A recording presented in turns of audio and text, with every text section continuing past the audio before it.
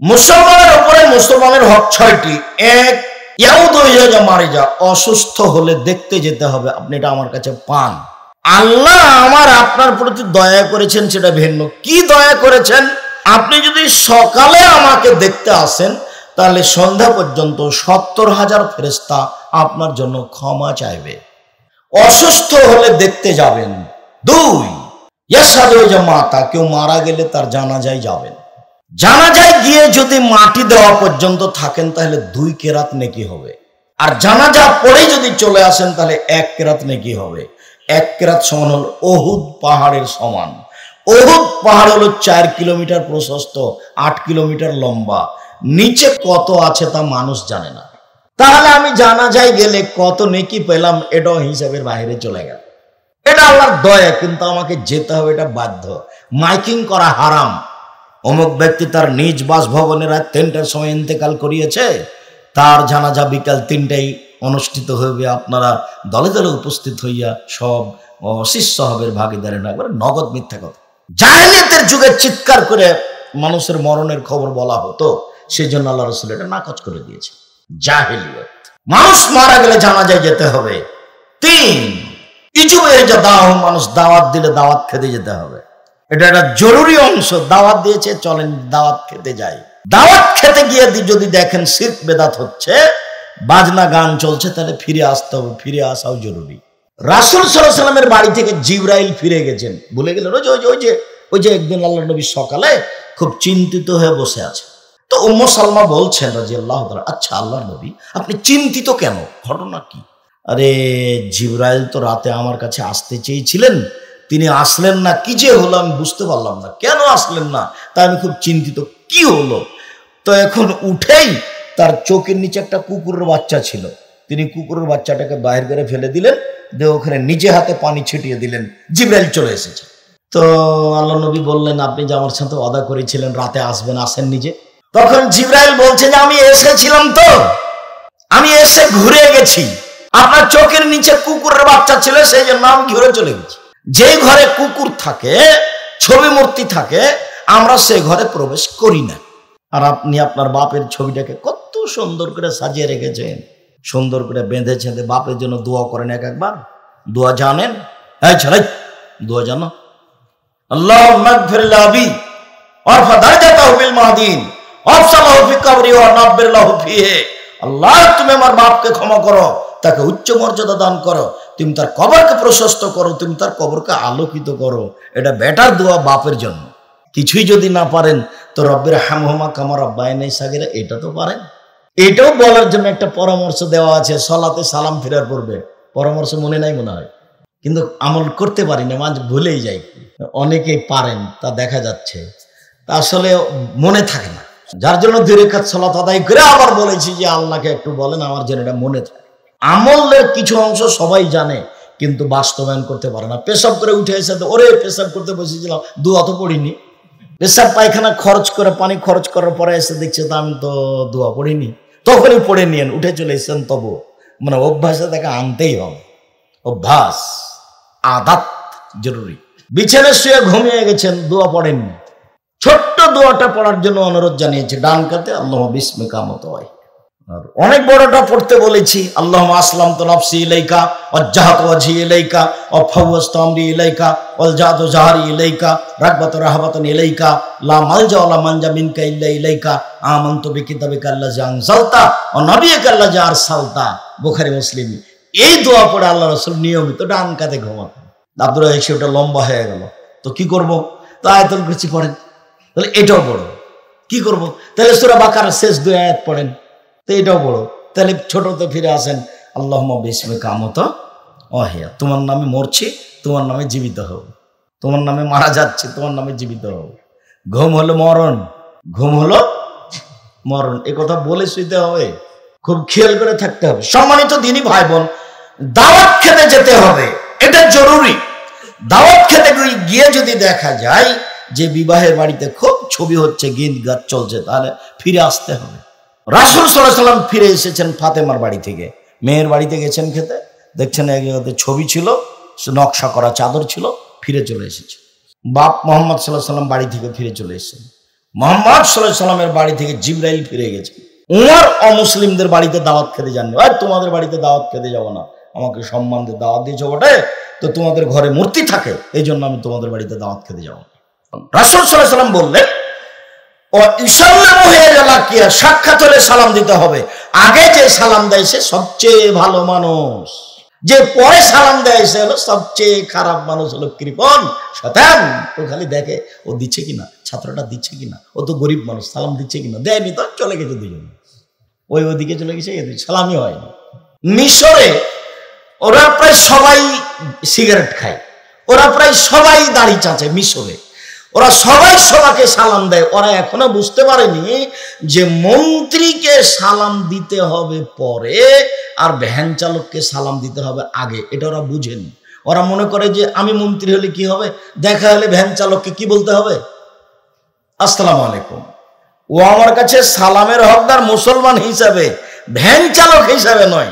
মন্ত্রীও আগে সালাম দেয় কাকে, ভ্যান চালককে। কথা বোঝাতে পারিনি মনে, মেথর যে ওকে সালাম দিচ্ছে মন্ত্রী আগে, তো মেথরকে মন্ত্রী আগে সালাম দিচ্ছে কেন, মেথর হিসাবে নয়, মন্ত্রী জানে যে এ কি, এ মুসলমান। বুঝতে পারেননি কথা, সালাম দিতে হবে, উত্তর দিতে হবে জরুরি। ও ইসলামের হাঁচি ছাড়লে উত্তর দিতে হবে, তবে আগে তাকে আলহামদুলিল্লাহ বলতে হবে, তখন আপনি বলবেন এরহামাকাল্লাহ, বলতে আপনি বাধ্য। কিন্তু যার হাঁচি এসেছে সেও আলহামদুলিল্লাহ বলতে বাধ্য। কথা বুঝাতে পারিনি। আচ্ছা, সলাতের মধ্যে যদি হাঁচি আসে তখন আপনি আলহামদুলিল্লাহ বলবেন, এ কথাই ঠিক, আমি আপনার পাশে থেকে বলতে পাবো না এরহামাকাল্লাহ। বুঝা গেল না কথা? মনে হয় সলাতের মধ্যে আপনার হাঁচি এসেছে, আপনি কি করবেন, আলহামদুলিল্লাহ বলবেন। আমি কি করব, আমি কোনো উত্তর দিতে পাবো না। এখানে উত্তর দিলে মানুষের মুখামুখি কথা হয়ে যাবে। এখন মানুষের মুখামুখি কথা চলে না, এখন একমাত্র কার সাথে কথা চলছে, উপরওয়ালার সাথে। কাজে এখানে আর কোনো কথা ঢুকবে না, যার কারণে নিজের ভাষায় দোয়া করা যাবে না। সৌদি আরবের লোকেরাও নিজের ভাষায়, আরবি ভাষায় দোয়া করতে পাবে না। সবাইকে রাসূলের মুখের ভাষা দিয়ে দোয়া করতে হবে, আল্লাহর কথা দিয়ে, কোরআন মাজিদ দিয়ে দোয়া করতে হবে। সম্মানিত দিনী ভাই বোন, রাসূল সাল্লাল্লাহু আলাইহি ওয়াসাল্লাম বলেন, ইনশাআল্লাহ হয়ে যায় কাবা। আরেকজন মুসলমানের কল্যাণ চাইতে হবে যখন লোকটা বাড়িতে নেই। এসব কথার দাম দিবে কে?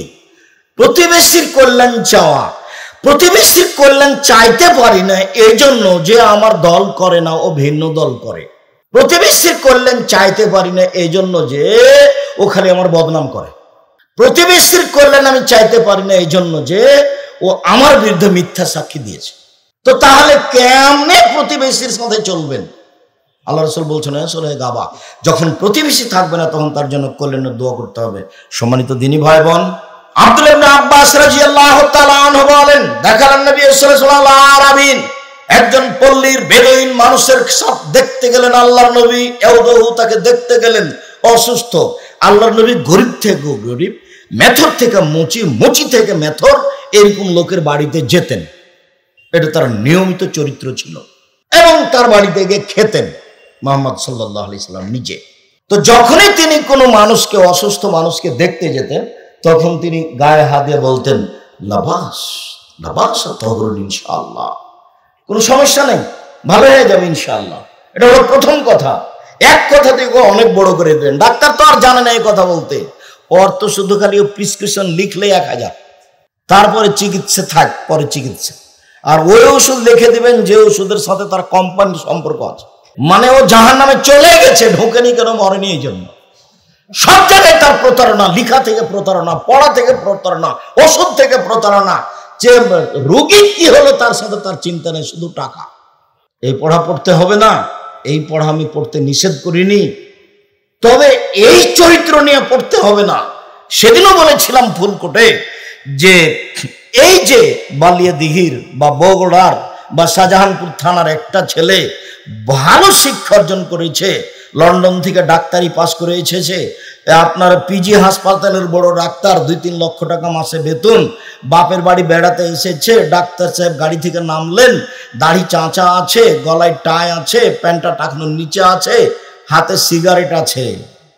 তারপরে বৌমা গাড়ি থেকে নামলো, খালি হালকা হালকা কাপড় আছে। একটু পরে নাতনি গাড়ি থেকে নামলো, গায়ে কাপড় নেই। দেখা গেল গাড়ির পিছন দিকে কুকুর আছে। তো সব মিলে আপনি কি বুঝলেন? আর সারাদিনে যা ইনকাম করেছে তা কোম্পানিকে ফাঁকি দিয়ে আর লোককে ফাঁকি দিয়ে প্রতারণা দিয়ে ইনকাম করেছে। বলেন কি হলো সব মিলে? আরে ও বাপমা করে চিল্লাচ্ছে, সে লোকটা, রোগী লোকটা কত ব্যস্ত, আর ও কোম্পানির ওষুধ লিখে দিল। ও জানে যে এর চেয়ে ভালো ওষুধ আছে, ও খুব ভালোভাবে জানে যে এর চেয়ে ভালো ওষুধ আছে, জাহান্নাম কিনেই নিয়েছে। আয়াতুল কুরসি পড়লে যেমন আল্লাহ নবী বলছেন যে কেউ যদি ফরজ সালাতের পর আয়াতুল কুরসি পড়ে তো জান্নাতে চলে গেছে, তো ঢোকেনি কেন? বলে মরেনি এজন্য। এ তো প্রতারক, বিদ্যার নামে জাতিকে প্রতারণা দেয়। এ আবার কি জান্নাত? প্রতিবেশীর কল্যাণ কামনা করতে হবে। রাসূল সাল্লাল্লাহু আলাইহি সাল্লাম ওই বেদুইন মানুষের গায়ে হাত দিয়ে বলে লাবাসা তো ইনশাআল্লাহ, কোনো সমস্যা নাই, ভালো হয়ে যাবে।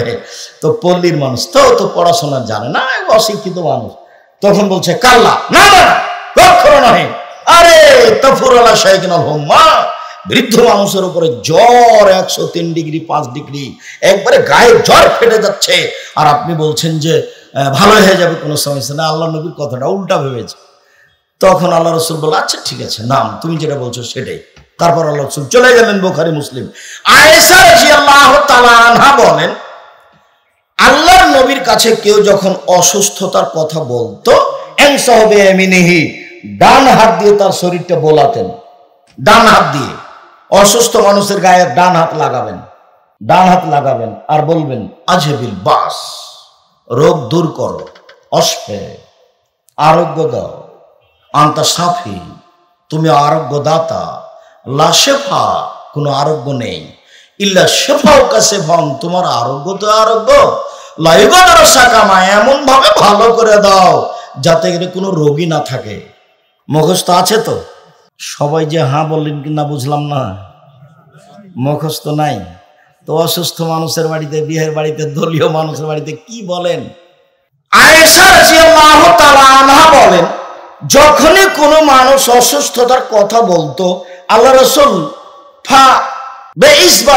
আল্লাহ রাসূল আঙ্গুল দিয়ে তার শরীরটা বোলাতেন আর বলতেন বিসমিল্লাহি তুরবাতু আরজেনা, আল্লাহর নামে আমাদের জমিনের মাধ্যমে, বেরিকাতে বাজেনা, আমাদের কারো থুথুর মাধ্যমে, লাইশকা শাকিমোনা, আমাদের অসুস্থ ব্যক্তিকে আরোগ্য দেওয়া হোক, বেইজিনে রব্বেনা, আমাদের প্রতিপালকের অনুমতিতে। এই দোয়া পড়তেন। এটাও জানা নাই, আগেরটাও জানা নাই, এটাও জানি না। এবার আয়েশা রাদিয়াল্লাহু তাআলা আনহা বলেন, এবার জানা আছে। আয়েশা রাদিয়াল্লাহু তাআলা আনহা বলেন, আল্লাহর নবী যখন অসুস্থ হতেন তখন নিজের হাতটা নিজের গায়ে বোলাতেন, নিজের হাতটা নিজের গায়ে বোলাতেন। ও একরবিল মুআব্বেজাতাইনে, ফালাকার নাস পড়তেন। এবার জানি ফালাকার নাস, অসুস্থ মানুষের গায়ে হাত বোলাবেন আর ফালাকার নাস বোলাবেন আর ফোঁক দিবেন, আর ফালাকার নাস পড়বেন। দুইটা পড়ে একসাথে ফোঁক দেন, আর নাহলে একটা পড়ে ফোঁক দেন, আবার আর একটা পড়ে ফোঁক দিবেন, ফালাকার নাস। আয়েশা রাদিয়াল্লাহু তাআলা আনহা বলেন, আল্লাহর নবী ওই অসুস্থ হলেন যে অসুস্থ দুনিয়া থেকে বিদায় নিলেন, তখন আমি তার গায়ে ফালাক নাস পড়ে ফোঁক দিছিলাম, তবে আমার হাতটা এইভাবে গায়ের উপরে বোলাইনি, আমি তার হাতটাকে তার গায়ের উপরে বোলাচ্ছিলাম। কেন? আমি মনে করছিলাম আমি আয়েশা, আমার হাত চেয়ে রাসূলের হাতটা বেশি দামি। কথা বুঝানো গেল না মনে হয়? বুঝা গেল না মেম সাহেব? বুঝা যায়নি? মানে আয়েশা ফোঁক দিচ্ছেন রাসূলের গায়ে ফালাক নাস পড়ে, কিন্তু নিজের হাতটা গায়ে বোলাচ্ছে না নবীর গায়ে, রাসূলের হাতটা রাসূলের গায়ে বোলাচ্ছে। বুঝা গেল না মনে হয়? আপনি তার এখন আল্লাহ রাসূলের হাত পাবেন, আপনি নিজের হাত নিজে বোলাবেন তার গায়ে আর ফালাকার নাস পড়বেন। আয়েশা রাদিয়াল্লাহু তাআলা আনহা বলেন, পরিবারে যে কোনো মানুষ অসুস্থ হলে গায়ে হাত বলিয়ে ফালাক নাস পড়ে পড়ে ফোঁক দিতেন। উসমান ইবনে আস রাদিয়াল্লাহু তাআলা আনহু বলেন, আমি আল্লাহ রাসূলের কাছে খুব অভিযোগ করলাম, আমার শরীরে খুব ব্যথা, প্রচন্ড ব্যথা আমার শরীরে। তখন আল্লাহ রাসূল বলছেন, শোনো শোনো শোনো, এই শোনো, তুমি তোমার যেখানে ব্যথা সেখানে হাতটা রাখো, এভাবে হাতটা রাখো, রেখে বলো বিসমিল্লাহ বিসমিল্লাহ বিসমিল্লাহ 3 বার, এরপরে 7 বার বলো আউযু বিইজ্জাতিল্লাহি ওয়া কুদরাতিহি, আল্লাহর মর্যাদা দিয়ে, আল্লাহর ক্ষমতা দিয়ে এই ব্যথা থেকে আমি আশ্রয় চাচ্ছি। মিন শাররি মা আজিদু ওয়া হাদিরু, আমি যে কষ্ট পাচ্ছি সেইটা থেকে, আর আমি যে আশঙ্কা করছি রোগ বেড়ে যেতে পারে সেটা থেকে। এ বলো তুমি 7 বার, বিসমিল্লাহ বলো 3 বার, আর এটা বলো 7 বার, আউযু বিইজ্জাতিল্লাহি ওয়া কুদরাতিহি মিন শাররি মা আজিদু ওয়া হাজরু 7 বার বলো। সাহাবী বলছেন আমি বললাম, তারপর আমি করলাম, তারপর দেখি ব্যথা নেই, চলে গেছে। আবু মুসা আশআরী রাদিয়াল্লাহু তাআলা আনহু বলেন যে আল্লাহর নবী বললেন আমার শরীর খুব ব্যথা, অসুস্থ। তো জিবরাইল চলে এসেছেন। জিবরাইল এসে বলছেন ইস্তাকাইতা মুহাম্মদ সাল্লাল্লাহু আলাইহি ওয়াসাল্লাম, আপনি আপনার শরীরের ব্যথার কথা বলেছেন? নাম, জি। এবার জিবরাইল ফুঁক দিচ্ছেন আমাদের নবী। এবার জিবরাইল ডাক্তার, এতক্ষণ আল্লাহর নবী নিজে ছিলেন, আয়েশা রাদিয়াল্লাহু তাআলা ছিলেন। এবার জিবরাইল বলছেন বিসমিল্লাহ আরকিকা, আমি আল্লাহর নামে আপনাকে ঝাড়ফুঁক করছি। মিন কুল্লি শাইইন ইউযিকা, সবকিছু হতে যে জিনিস আপনাকে কষ্ট দেয়। মিন শাররি কুল্লি নাফসিন, প্রত্যেক খারাপ ব্যক্তি হতে। ও আইনিল হাসিদিন, প্রত্যেক হিংসুক চক্ষু হতে, যে চক্ষু হিংসা করে। আল্লাহ ইয়াশফিকা, আল্লাহ আপনাকে আরোগ্য দিবে। বিসমিল্লাহ আরকিকা, আল্লাহর নামে আপনাকে আমি ঝাড়ফুঁক করছি। এটা মনে আছে? আব্দুর রাজ্জাক সাহেব, এগুলো তো আমরা কোনোদিন শুনিনি। তো দুয়ার বইয়ে তো দেওয়া আছে, তো শুনেননি মানে দুয়ার বইয়ে তো দেওয়া আছে। এইবার চলেন, আল্লাহর নবী বলছেন, আবু হুরায়রা রাদিয়াল্লাহু আনহু বলছেন আল্লাহর নবী হোসেন এবং হাসানের মাথায় হাত দিতেন, এভাবে কপালে হাত দিতেন, দিয়ে বলতেন আইজুকুমুল্লাহ বিকালিমাতিল তাম্মা বিকালিমাতিল্লাহি তাম্মা মিন কুল্লি শাইতানিন হাম্মা ওয়া মিন কুল্লি আইনিন লাম্মা আইদুকুমা বিকালিমাতিল্লাহি তাম্মা। তোমরা দুই ভাইয়ের ব্যাপারে আল্লাহর পূর্ণ কালেমা দিয়ে আল্লাহর কাছে আশ্রয় চাচ্ছি। মিন কুল্লি শাইতানিন হাম্মা, প্রত্যেক শয়তান হতে এবং বিষাক্ত হিংস্র প্রাণী হতে। অমিন কুল্লি আইনিন লাম্মা, আর প্রত্যেক বিষাক্ত বদনজর হতে। বদনজর খুব খারাপ জিনিস, খবরদার বাচ্চারে কপালে টিপ দিয়ে বাচ্চাকে বাইরে নিয়ে যাবেন না। কথা বোঝা গেল না? টিপ দিয়ে বাচ্চাকে বাইরে নিয়ে যাবেন না, বাচ্চাকে সাজগোজ করে বাইরে নিয়ে যাবেন না, সন্ধ্যার সময় বাচ্চাকে ছাদের উপরে নিয়ে যাবেন না, সন্ধ্যার সময় বাচ্চাকে উঠানে আগিনে নিয়ে যাবেন না, বাড়ির চত্বর বাইরে নিয়ে যাবেন না। শয়তানের নজর পড়তে পারে, মানুষের নজর পড়তে পারে বদনজর। বদনজর এমন একটা জিনিস, আল্লাহ নবী বলছেন যদি কোনো জিনিস ভাগ্যকে ভেঙে ফেলে দিতে পারতো তো বদনজরই পারতো। খালি আপনি বাড়িতে নিয়ে এসেছেন ছেলে, আর বাচ্চা একবারে বমন করে তুলে মরে মরে পেশাব পায়খানা, মনে হচ্ছে এখনই চলে যাবে, তার নামে বদনজর লেগেছে। বদনজর কি জিনিস জানেন? 1 মিনিট, এই ছেলে, আপনারা স্বামী স্ত্রী বাড়িতে বসে আছেন, আপনার স্ত্রী আপনাকে বলছে শোনো, দেখছো মুরগির বাচ্চাগুলো কত সুন্দর সুন্দর হয়ে উঠেছে, তা আপনাকে দেখতে ডাকলো, তা আপনিও দেখলেন, স্বামী স্ত্রীর বাচ্চাগুলি দেখলেন। এবার আপনি জোহরের সালাত আদায় করতে গেছেন, এসে আপনার স্ত্রী বলছে আরে শুনেছ চিল এসে না 2টা-3টা বাচ্চা ধরে নিয়ে চলে গেল। দেখবেন সন্ধ্যা হতে হতে 10টায় ছিল, 5টায় নাই, তার নাম বদনজর। সম্মানিত দিনী ভাই বোন, আমি আপনাদেরকে অনুরোধ জানাচ্ছি, রাসূল সাল্লাল্লাহু আলাইহি ওয়াসাল্লাম উম্মু সাহেবের বাড়িতে গেলেন তাকে দেখার জন্য। দেখতে গিয়ে খুব কাঁপছে, থরথর করে কাঁপছে। তখন আল্লাহ রাসূল বললেন কি হয়েছে তোমার? তখন বলছে আল্লাহুম্মা, গায়ে খুব জ্বর, লা বারাকাল্লাহু ফিহি, আল্লাহ যেন এত বরকত না দেয়। তখন আল্লাহ রাসূল বলছেন লা তাসবিল হুম্মা, ছি ছি ছি ছি ছি, জ্বরকে গালি দিও না। ফাইন্নাহা তুজহিবু খাতায়া বানি আদম কামা ইয়াজহুবুল কিরু খাবাসাল হাদিদে, মানুষের গায়ের জ্বর মানুষের পাপকে মিটিয়ে দেয়, যেভাবে কামারের ভাটি লোহা এবং সোনা চাঁদি থেকে ময়লা দূর করে দেয়, দূর করে দেয় সোনা চাঁদি থেকে, তেমনি ভাবে এই মানুষের গায়ের জ্বর মানুষের যত পাপ আছে সবকে মিটিয়ে দেয়।